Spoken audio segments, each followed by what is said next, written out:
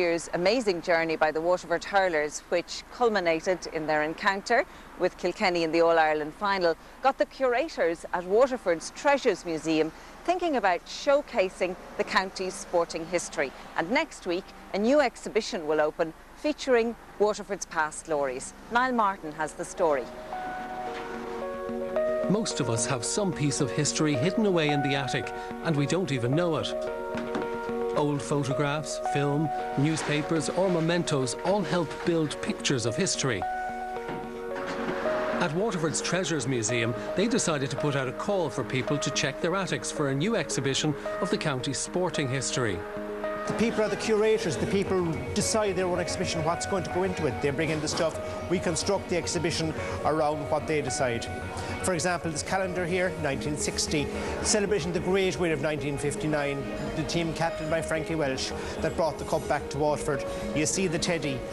That teddy is dressed in the blue and white, the Waterford colours. We'd love to find that teddy again, match him with the calendar. Maybe he's out there somewhere. If you have him, please bring him in and we'll put him on display for our exhibition on Waterford sporting memories.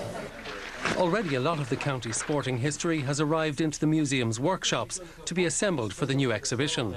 Well, these are three objects that from our collection so far. For example, this cup, which is presented to Jim Weir, the captain of the 1948 winning All-Ireland hurling team.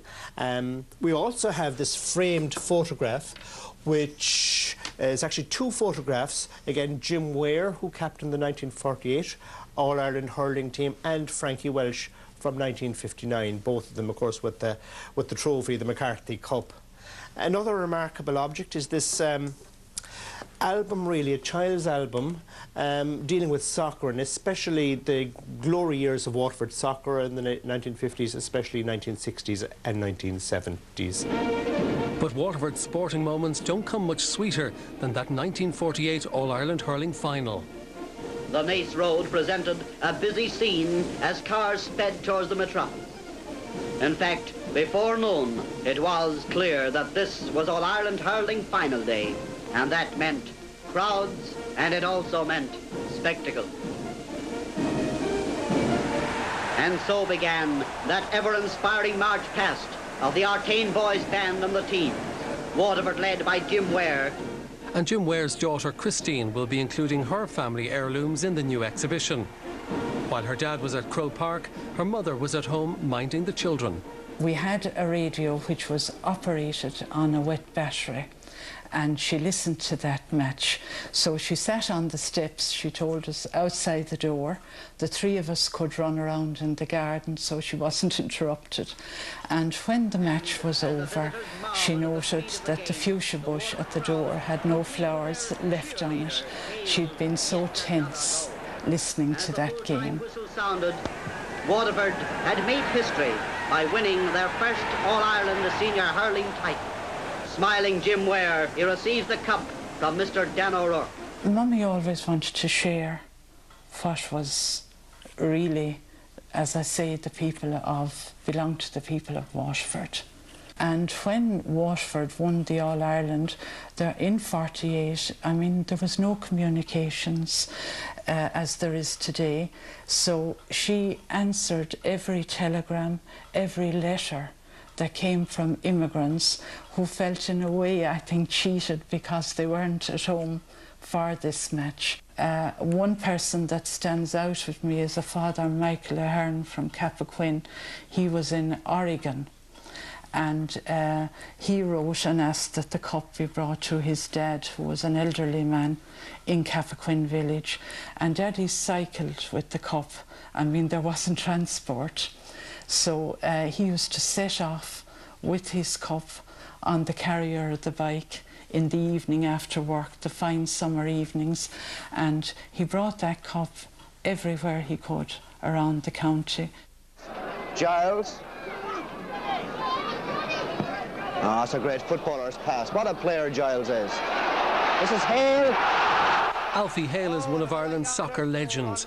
Alfie played football for Waterford United, Aston Villa, Doncaster Rovers, and of course Ireland. Given, nice football by Ireland. Now Alfie is about to donate his international caps, medals and memories to the museum. Now I wish I had more memorabilia of the 60s than I have, but I happened to gather up a couple of caps from my daughter and my two sons, and I've also surprisingly come up with something from the Manchester United match in 1968. It's a 9-carat gold tie-pin that was given to all of the players and all of the official party by Manchester United, and we were treated like royalty, and that was just one of the little things that struck us as we were dealing with a world-class club. The other thing here that I have that we've just managed to save would be the 3 medals that were part of Waterford's 6 league championships, and they would be the 3 in a row. History doesn't have to be all about valuable artefacts. Sometimes it's the everyday objects that tell important parts of a story. Take the museum's latest acquisition, for example. Donica, it's a bucket. It's a bucket, yes, and it's a turf bucket. And it was made by Samuel Woods in Waterford around the year 1830. It's very significant because Samuel Woods had established took over a brass foundry in Barnstrand Street on the site of the present-day Pennies. Examples of his work are very rare. We'd love if people looked in their attics or in their garden shed or under the stairs. If you see anything by Samuel Woods, stamped with Woods of Waterford, we'd love to put it on display here. The museum are also interested in silverware bearing the engraving of a noted 18th century craftswoman, Anastasia Fleming. And they're missing 2 important Waterford Corporation minute books from 1689 and 1690. So if anyone has these or anything else they think might be interesting, bring it into the museum. Just to remind you that that exhibition opens in a week's time and it should be well worth a visit. Now, you don't need me to tell you that in recent years there's been a huge fall-off in the numbers of cobblers and shoemakers plying their trade